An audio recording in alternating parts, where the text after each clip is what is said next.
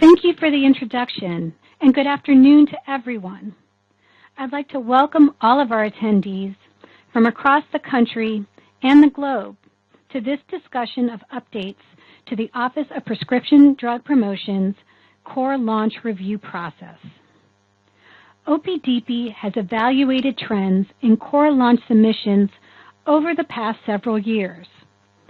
We have also evaluated our internal business processes, considering trends in prescription drug promotion submissions. In order to provide timely feedback to firms, ensure submissions are complete and reviewable, and maximize the use of OPDP's resources, OPDP is updating the core launch review process to add a 5-business-day core launch screening period to the start of the launch review process. And we provided additional clarification on what OPDP considers to be core launch materials for the purposes of its review. So here are the items for discussion on the agenda today. First, I'll go through a brief background on requirements for advisories and how we categorize launch versus non-launch materials and how we categorize core launch versus non-core launch materials. Then I'll discuss the updates to our core launch review process, including the new 5-business-day core launch screening period and clarifications to what we consider core launch materials. I'll also go through some new frequently asked questions that have been added to OPDP's website, and I'll walk you through a mock annotated promotional piece we've developed as an example for your reference. Finally, at the end of the presentation, we'll have some time to take any questions you may have about these updates. So what are advisory submissions? Advisory submissions can be either voluntary or required. In most cases, firms have a voluntary opportunity to submit promotional materials to OPDP for advisory comment before the dissemination or publication of those promotional materials. However, some product types and/or products approved under certain pathways may be subject to a regulatory requirement to submit their promotional materials to OPDP prior to the dissemination and publication. The most common pathway we see with this pre-submission requirement is the accelerated approval pathway. But there are less common pathways that also require pre-submission of promotional materials, such as the approval of new drugs when human efficacy studies are not ethical or feasible, and the limited population pathway for antibacterial and antifungal drugs. So note that during this presentation, I'll be using the accelerated approval products as the examples of products requiring pre-submission of promotional materials, since those are what we typically see in OPDP.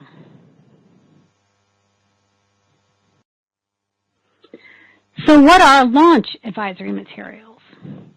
OPDP divides advisory submissions into either launch or non-launch. The launch materials are draft promotional materials that are intended for dissemination or publication by a firm during the launch phase.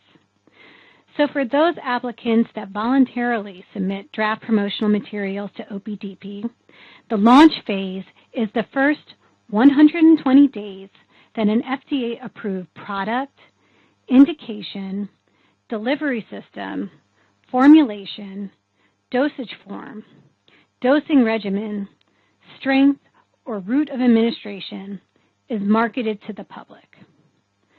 For those applicants with a regulatory requirement to pre-submit their draft promotional materials to OPDP, such as the applicants for accelerated approval products, unless otherwise informed by the agency, applicants being considered for accelerated approval must submit to the agency during the pre-approval period copies of all promotional materials, including both promotional labeling and ads, intended for dissemination or publication within 120 days following marketing approval.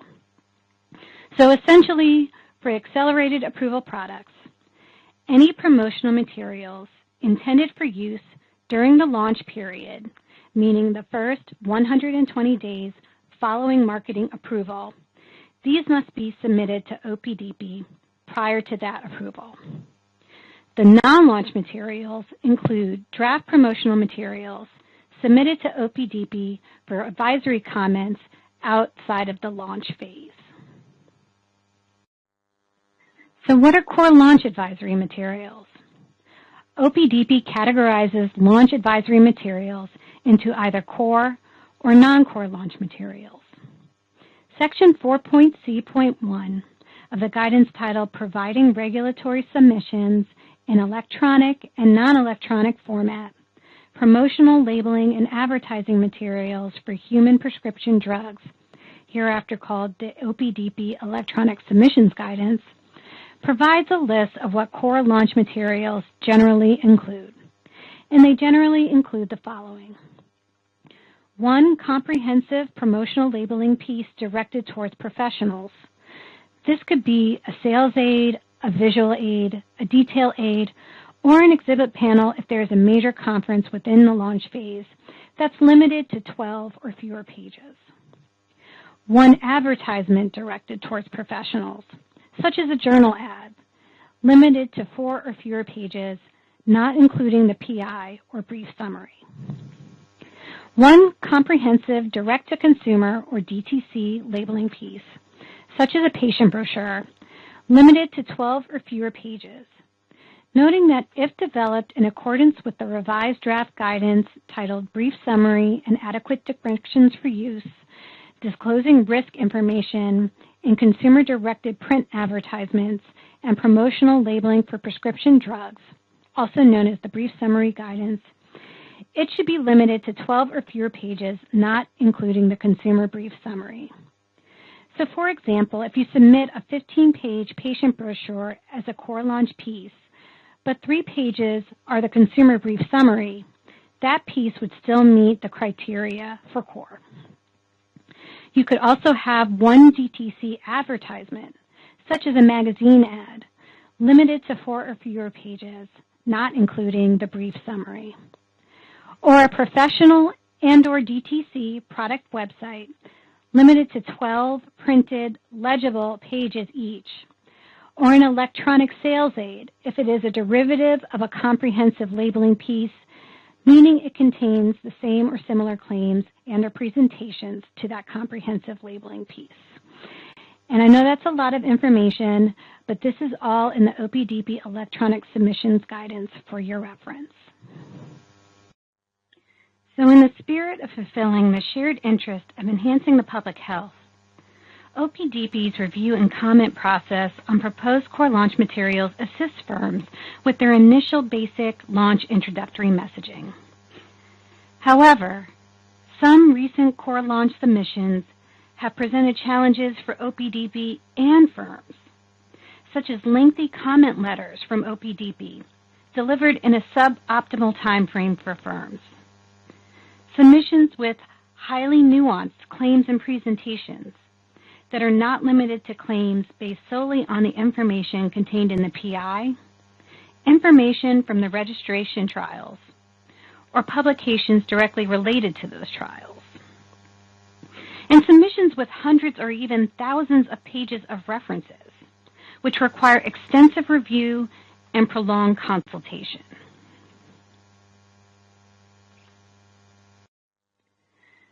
So with these challenges in mind, OPDP has updated our core launch review and comment process. These updates will apply to both the voluntary and required core launch submissions that I described earlier. First, we've added a 5-business-day core launch screening period to the start of the core launch review. We've also clarified what OPDP considers to be core launch materials for the purposes of its review timing. to be within the bounds of what OPDP intends to review under the process we describe for core launch advisories. Those submitted materials should be limited to claims and presentations based solely on the information contained in the PI, information from the pivotal or registration trials, or publications directly related to those trials. So, for example, you may want to include in your promotional piece a claim based on information from the pivotal trial, such as the onset of action before the point in time designated as the study's endpoint. Or you may want to include a presentation from a literature reference discussing a patient subgroup from your pivotal trial. A core launch piece could include these types of claims or presentations. However, launch materials with claims or presentations based on data that is not derived from the registration, pivotal trials, or publications directly related to those trials. These will be considered non-core launch rather than core launch for purposes of our review. This is due to the extensive amount of additional review and consultative effort required by OPDP to provide comments on these types of claims or presentations. The submitted materials should also be a true representation of the core introductory messaging for the product, meaning not a mock-up piece with all potential claims a firm is considering for its promotional campaign. Okay. So now I'll talk to you about the 5 business day core launch screening period, its purpose, and what it will entail. The launch screening assessment first confirms that the submission is a core launch, meaning that it meets the criteria for launch for voluntary or required advisory submissions that I described earlier in the presentation. It should also meet the criteria for core, as listed in Section 4 of the OPDP Electronic Submissions Guidance, as well as the 2 clarifications that I just discussed. The assessments also confirm that the submission is complete and that it is annotated in a manner that clearly identifies the source of support for each claim. Section 4 of the OPDP Electronic Submissions Guidance discusses what is needed by OPDP to consider submissions to be complete so as to support a timely review. Your launch submissions should include a correspondence stating that it is a voluntary request for advisory comments or a pre-submission of promotional materials for an accelerated approval product, depending on why you are submitting. It should include a clean version of the draft promotional materials that does not include annotations to the label or references. It should also include an annotated copy of the proposed promotional material that clearly identifies the source of support for each claim. So this could be, for example, a specific page and line number of the PI, or a specific page and column or paragraph from another reference. The submission should also include the most current FDA-approved PI or close to final labeling, and if applicable, the FDA-approved patient labeling or medication guide with annotations cross-referenced to the proposed promotional material. The submission should include, if applicable, annotated references to support product claims not contained in the PI, cross-referenced to the promotional material, and if applicable, annotated references to support disease or epidemiology information, cross-referenced to the promotional material. The period will run for 5 business days, starting on the business day of receipt of the submission by OPDP. And firms should expect that OPDP will utilize the full 5 business days to screen their core launch materials and should build this time into their product launch plans. OPDP will implement the 5 business day screen for all core launch submissions starting in the new year on January 1st, 2021. By the end of the 5 business day period, OPDP will notify the firm by teleconference if the submission is not a core launch, but is classified as a non-core launch or a non-launch. So say, for example, your submission includes claims or presentations based on data or publications not directly related to the pivotal trials, or it exceeds the page limits described for core materials in Section 4 of the OPDP Electronic Submissions Guidance, or it is a mock-up piece with all claims you are considering for your promotional campaign. That submission would be considered a non-core launch.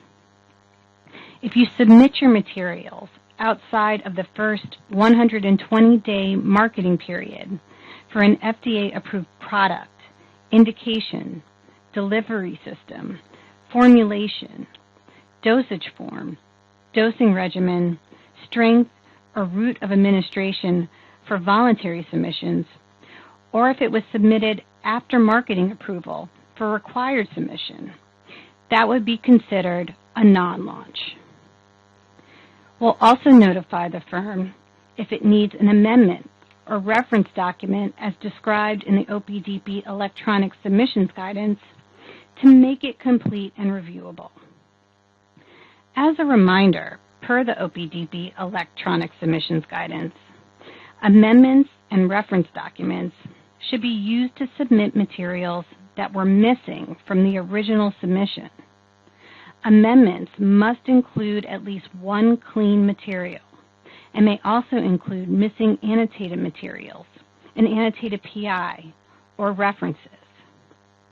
Reference documents do not include clean materials and must include annotated materials, an annotated PI, or references.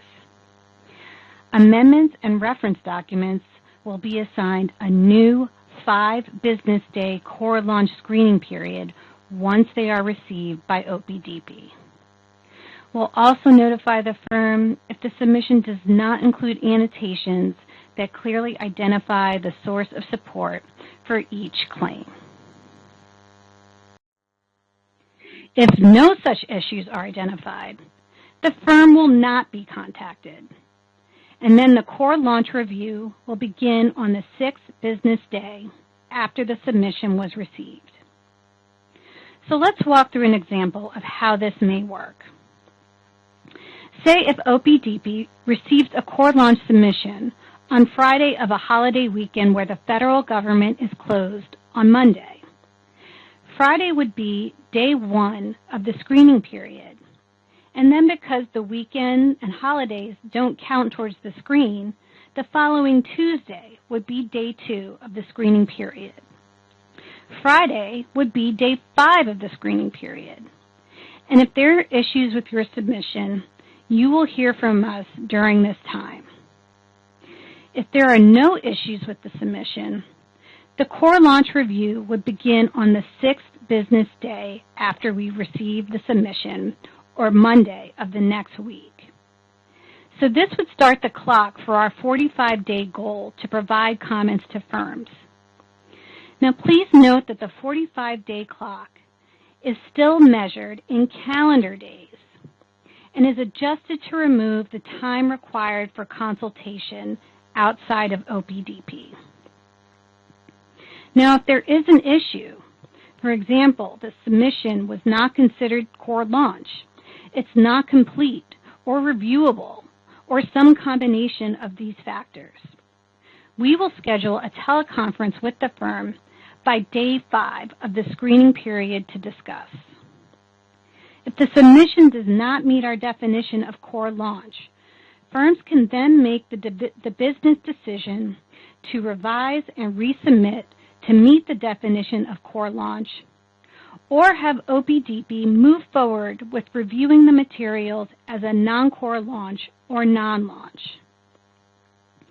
If the submission is not complete and reviewable, for example, the material is not annotated to clearly identify the source of support for each claim, or there is some issue with the references, OPDP will explain why and let you know how to address the identified issues.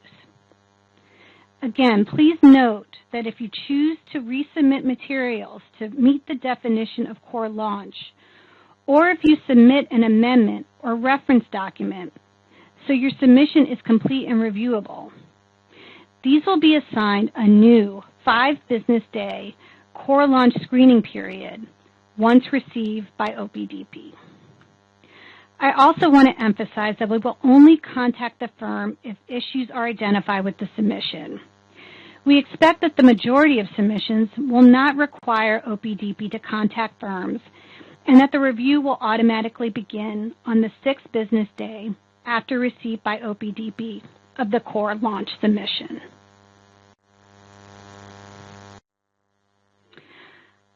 Our goals with this is first to provide timely feedback to firms. We also want to ensure that the submissions we are receiving are complete and reviewable. And we also want to be able to maximize the use of OPDP's resources to most efficiently and effectively address all of our priorities. This is in support of OPDP's mission to help ensure that prescription drug promotion is truthful, balanced, and accurately communicated. Please know that OPDP will be monitoring the new process closely to ensure that all of these desired outcomes are being achieved.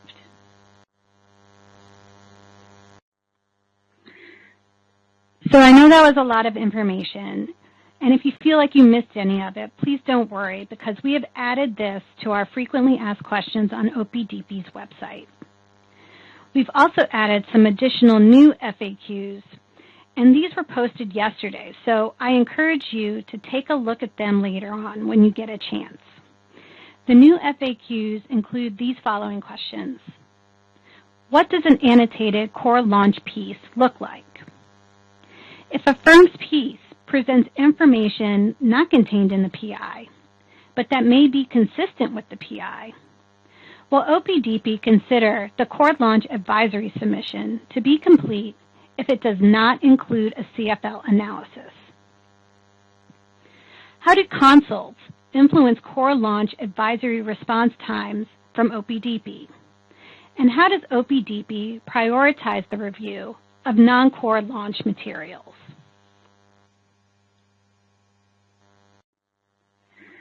So for the first question, what does an annotated core launch piece look like? First, I'll refer you to the OPDP Electronic Submissions Guidance. Section 6.F.3 of the guidance describes how to annotate the promotional materials themselves. Section 6.G.2 of the guidance describes annotating the product labeling, while Section 6.H describes annotating the associated references. Per the OPDP Electronic Submissions Guidance, firms should highlight and annotate their promotional materials with a cross-reference to the product labeling or references. And to help illustrate this, we've developed a mock annotated promotional piece for your reference, which is linked in the FAQs on the OPDP website. I'll go through this mock piece in detail in a couple of more slides. So let's move on to the next question. If a firm's piece presents information not contained in the PI, but that may be consistent with the PI, will OPDP consider the core launch advisory submission to be complete if it does not include a CFL analysis? The answer is yes. A core launch advisory submission will be considered complete even if it does not include analyses of the 3 factors described in the guidance titled Medical Product Communications that are consistent with the FDA required labeling, questions and answers guidance for industry, which you all know as the CFL guidance. However, if you choose to submit a CFL analysis in order to support your assessment that the claims or presentations are consistent with the FDA-approved labeling, OPDP will consider it during its review. A CFL analysis could be provided within the annotated version of the promotional piece itself. And the mock promotional piece that we're going to walk through on the next slide will show an example of how one could include a CFL analysis in an annotated promotional piece. The mock promotional piece is also linked in our FAQs on the OPDP's website. So if your claim or presentation is supported directly by the PI, please reference or annotate it to the PI. So this is the mock promotional piece I referred to in the previous slides. It is a DTC print ad, and we've included some different possible methods for annotating, as well as an example of how to include an optional CFL analysis.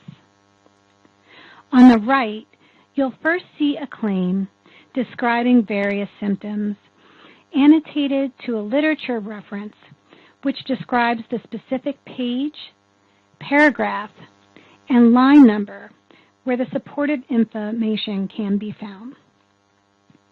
The claim is also annotated directly to the PI.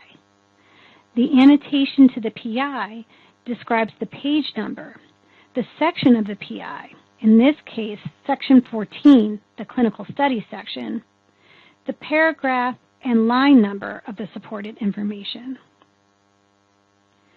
The next claim included in the mock ad states that the product starts working in 1 to 2 weeks. This claim is not directly supported by the PI, so is annotated with the literature reference, including the page, paragraph, and line numbers to direct the reviewer where to find the supportive information. And it also includes that optional CFL analysis, showing the reviewer the sponsor's assessment of the 3 factors. So for factor 1, the assessment of the claim is that compared to the FDA-required labeling, it does not relate to a different indication. It does not relate to a different patient population outside of the approved patient population.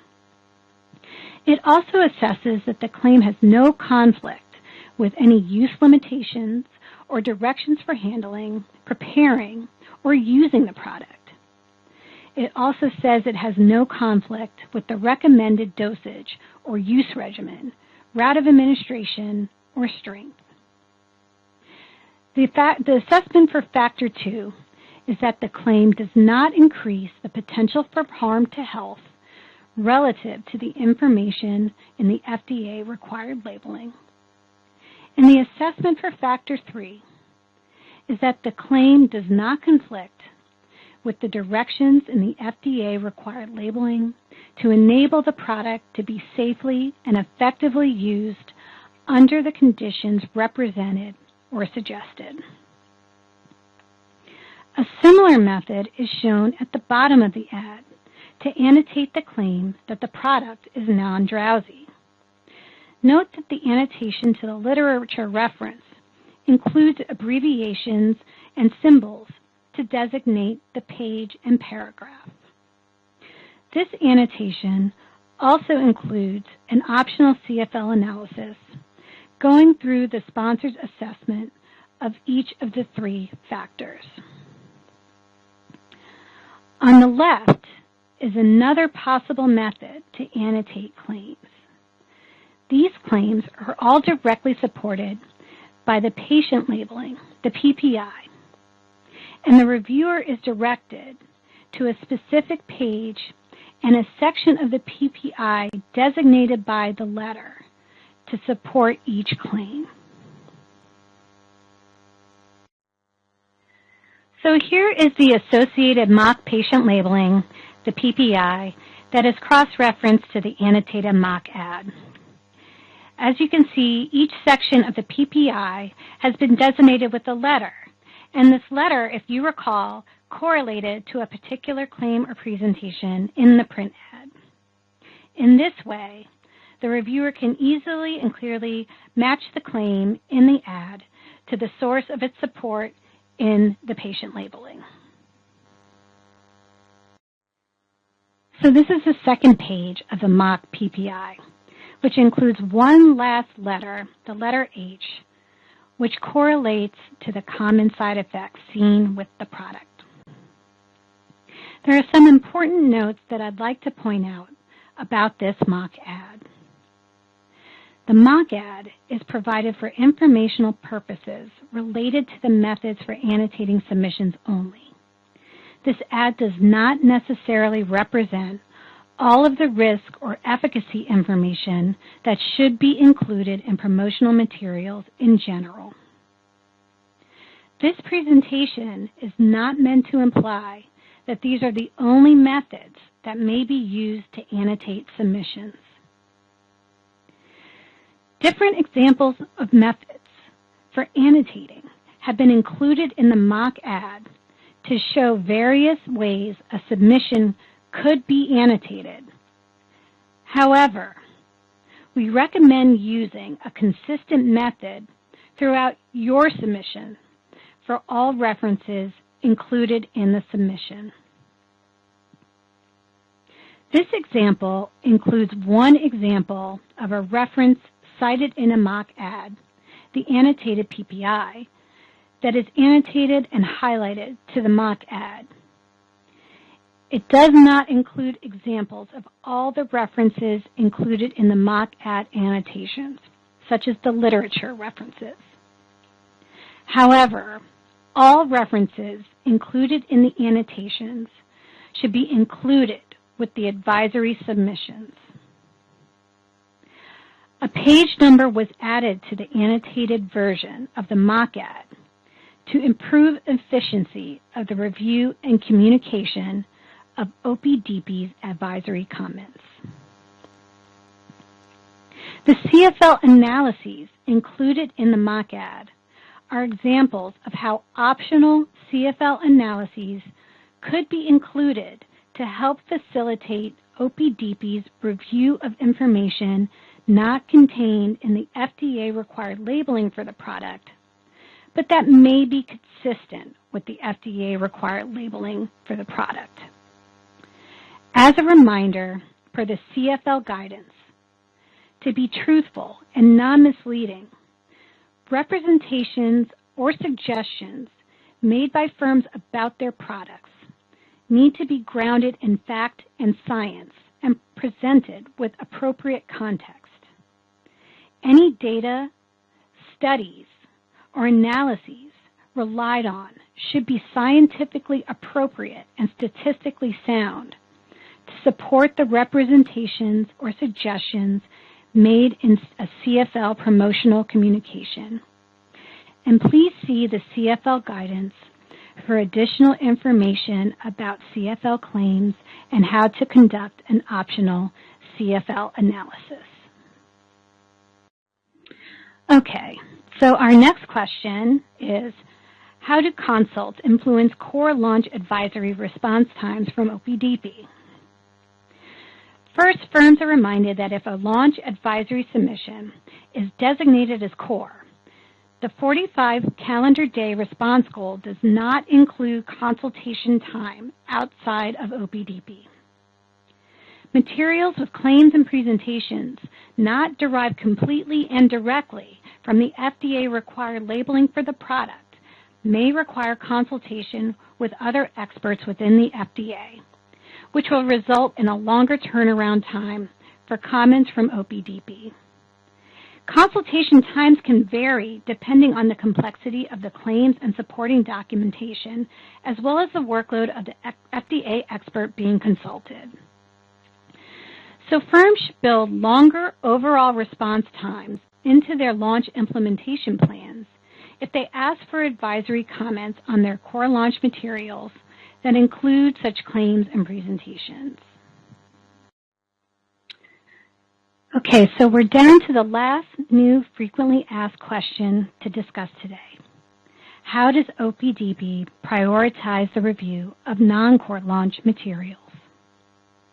The OPDP Electronic Submissions Guidance discusses in Section 4.c the submission of non-core launch materials. And these can be items such as slide kits or other materials that exceed the page limitations for core launch, as I discussed earlier. So while we understand that all materials are a priority for sponsors, OPDP considers the non-core launch materials to be a lower priority for review than the core launch materials. So OPDP recommends that firms apply our comments on the core launch materials to the non-core launch materials whenever possible. So to sum up, a 5-business-day core launch screening period has been added to the start of OPDP's core launch review process beginning on the business day of receipt of the submission by OPDP. We will start implementing this new screening period on January 1st, 2021. If the submission is core, is complete, and is annotated to clearly identify the source of support for each claim, please remember that firms will not receive notification, and the core launch advisory review will begin on the 6th business day after receipt of the submission by OPDP. This will start the 45-day clock, which is measured in calendar days, not business days, and is adjusted to remove any time needed for consultation outside of OPDP. Otherwise, reasons why the core launch review will not commence, such as the submission is not core and needs to be reclassified as non-core or non-launch, or it is not complete or reviewable in some way, or some combination of these factors. These reasons will be communicated to the firm by teleconference before the end of the 5-business-day screening period. We've also clarified that core launch materials should be limited to claims and presentations based solely on the information contained in the PI, information from the pivotal or registration trials, or publications directly related to those trials. And they should also be a true representation of the core introductory messaging for the product, meaning not a mock-up piece of all potential claims or presentations a firm is considering for its promotional campaign. We've added this information as new frequently asked questions to OPDP's website, along with other questions and answers on promotional review issues. As a reminder, the mock annotated promotional piece we walked through earlier is also linked on the FAQ on OPDP's website as an example for you on possible ways you can annotate your promotional pieces. I've listed out for you on this slide some resources that you may want to bookmark so that you can easily refer back to them whenever you need. The first 3 bullets are the guidances that I've referenced throughout the presentation. The first is the OPDP Guidance for Industry titled Providing Regulatory Submissions in Electronic and Non-Electronic Format, Promotional Labeling and Advertising Materials for Human Prescription Drugs, or the OPDP Electronic Submissions Guidance. Next, we have the OPDP Revised Draft Guidance for Industry titled Brief Summary and Adequate Directions for Use, disclosing risk information in consumer-directed print advertisements and promotional labeling for prescription drugs, also known as the Brief Summary Guidance. Last, we have the OPDP Guidance for Industry titled Medical Product Communications that are consistent with the FDA required labeling, Questions and Answers, also known as the CFL Guidance. Much of the information I've discussed in the presentation today come from these three documents, so again, I suggest bookmarking them if you haven't already. And finally, we've included a link to the FAQ on our website. As a reminder, the new information on these updates to the core launch review process is now available on the FAQ webpage.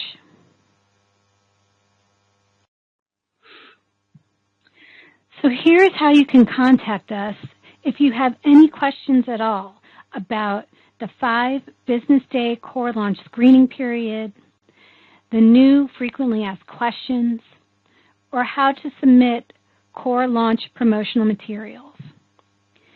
You can reach us at cedar-opdp-rpm@fda.hhs.gov.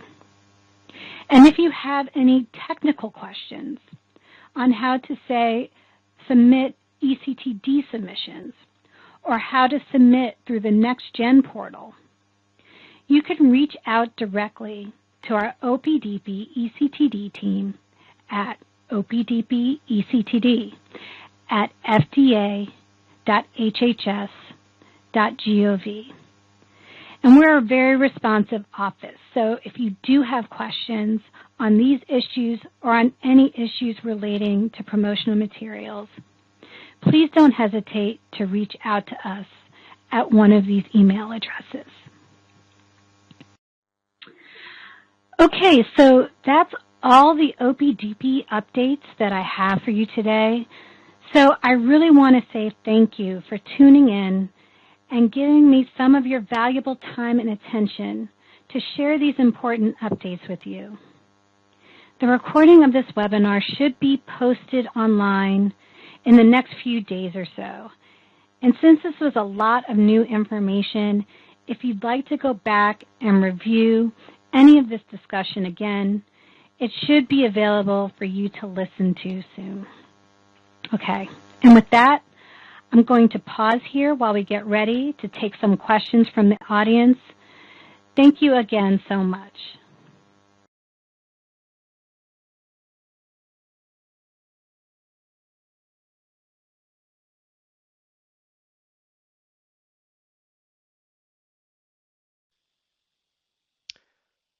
Thank you for that great presentation, Susannah. If you haven't had a chance to enter your questions into the Q&A chat pod, please do so now. We do have a few questions coming in, and our first question is APLB following the 5-day core launch screening period process as well?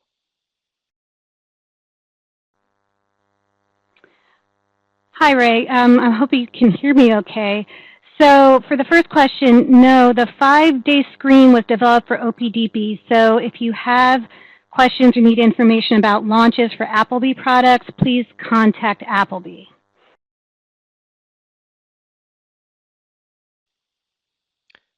Thank you for responding to that question. We have another question.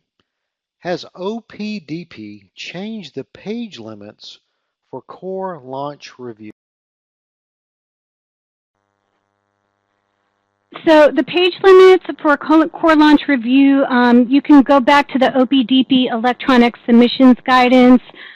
Section 4.C.1 has those page limits in there for you, and that guidance was finalized in June 2019.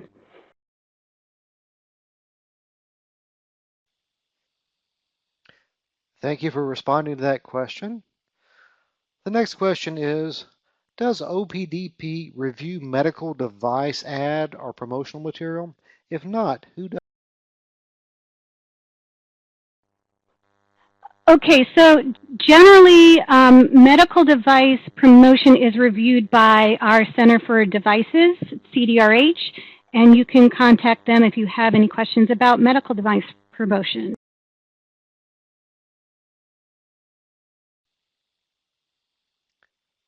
Thank you for responding to that question. Another question, if there are studies or data sets that support the population represented within your clinical trial, such as the incidence, prevalence, or epidemiology of a disease, would that also be included within the scope of references that are aligned with the core launch materials?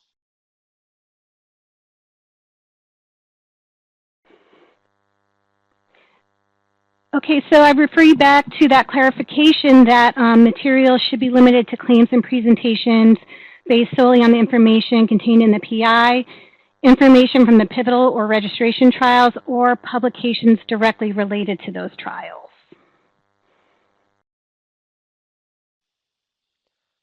Thank you for responding to that question.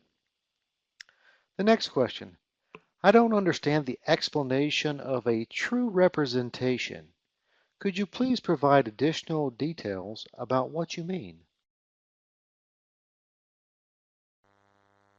Okay, so here we're talking about a promotional piece that the company intends to disseminate as part of its introductory core messaging for the product.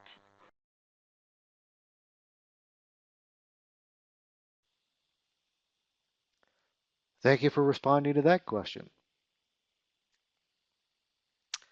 If there is a certain directional statements for material, such as if an exhibit booth was submitted as part of the launch material, would that directional information be included in the clean or annotated version?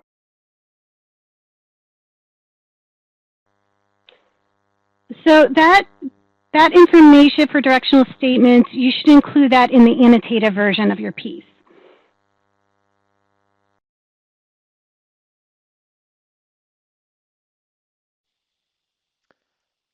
Thank you for responding to that question. The next question, understanding that there have been some challenges, as discussed here, to providing timely comments on launch materials, has OPDP tracked how often it has been able to provide comments on launch materials within the 45-day review goal? Yes, actually we have a website, a public website for this metric, and if you search OPDP metrics or Office of Prescription Drug Promotion metrics, it will bring you up to that site. And so for fiscal year 2020, it looks like we made our 45-day goal 95% of the time. So we are keeping track of that.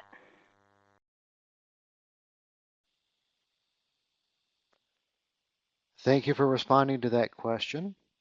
The next question is, does the 5-day screening period replace the 45-day calendar, or is it in addition to the 45-day review calendar for advisory comments?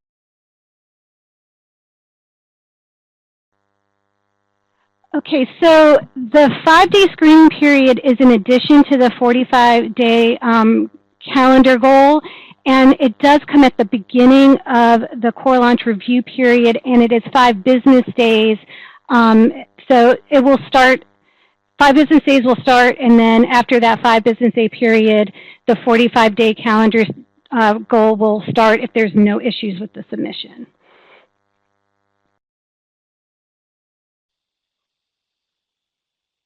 Thank you for responding to that question. Please comment on when such core launch material can be submitted if a BLA is under review and the prescribing information has not yet been approved. Should the core launch material be submitted when the PI is still in draft, or should we wait until the PI is approved as part of the BLA?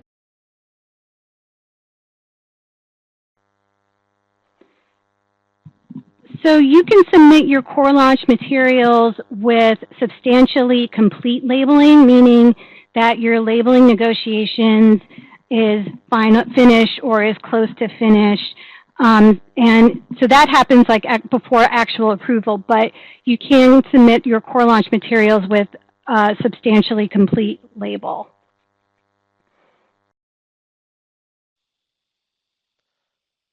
Thank you for responding to that question. Can you speak to whether the 5-day screening period will apply to non-launch and/or non-core materials?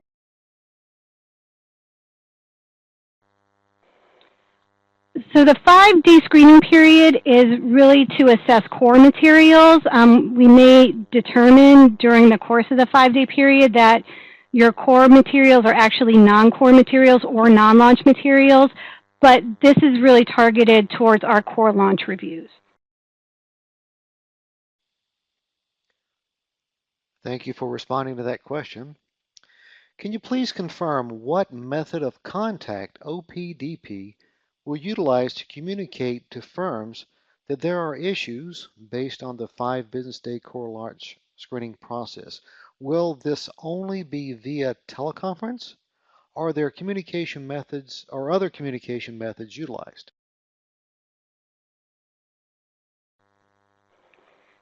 So we will be doing this via telecon. We do want to be able to talk to firms and be able to, discuss any issues and hash those out as efficiently as possible. And we feel that just talking, getting on the phone and talking is the best way to accomplish that.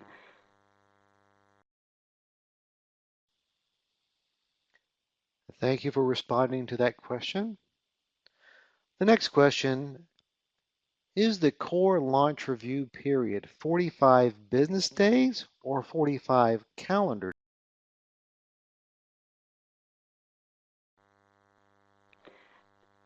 So the review period is 45 calendar days. And just remember the 5-day screening period that comes before the review period is in business days. So we have the 5 business day screening period that ends, and then that starts the 45 calendar day review period for the core launch materials.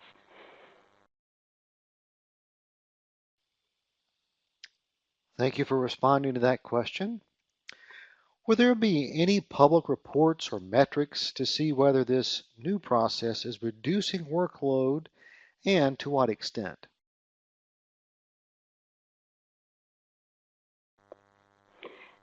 So I'll refer you back to that metrics webpage that I was talking about earlier, the Office of Prescription Drug Promotion Metrics, which shows how we're doing on completing our core launch reviews in 45 days. And then, of course, we'll also be evaluating this internally to ensure that we're meeting all of those goals that I talked about during the presentation. So we'll be watching this process very closely to make sure that it is improving efficiencies. Thank you for responding to that question. The next question: is there timing available for non-core launch or non-launch submissions?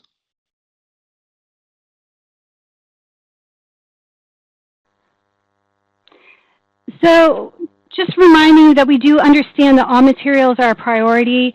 OPDP considers the non-core launch materials and non-launch materials to be a lower priority for review than core launch materials.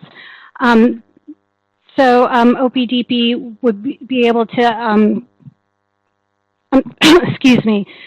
So we don't have specific timing, but we do consider those a lower priority for review. Thank you for responding to that question. And the next question is: if the piece includes a CFL analysis on a separate page, does that CFL analysis count towards the page count of the piece? No, that wouldn't count towards the page count when we're considering the parameters for core launch.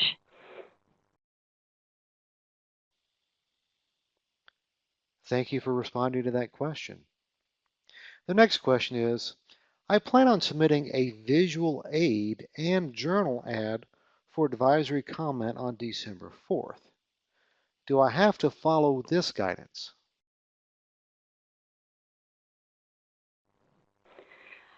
So if you're planning to submit before the end of the year, before December 31st, you can use the existing criteria.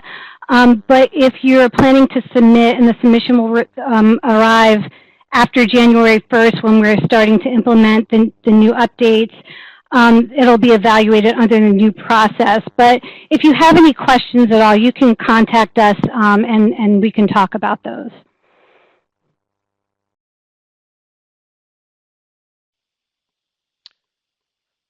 Thank you for responding to that question.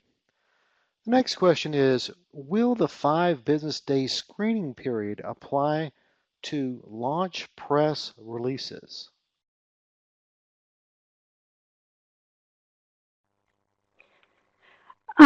So on our FAQs right now, we talk about how press releases that only reference the PI will generally be completed in 2 business days.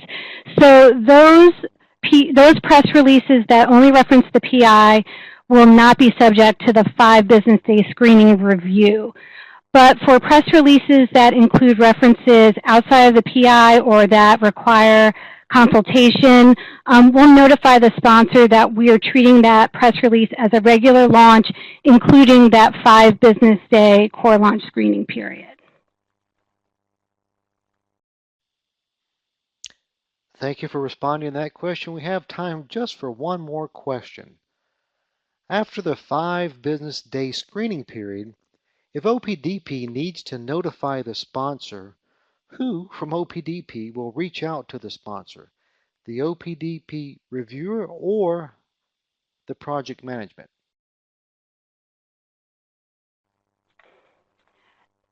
So generally the OPDP review team will reach out, and that can include a project manager, but you will at least hear from the OPDP reviewer and their team leader.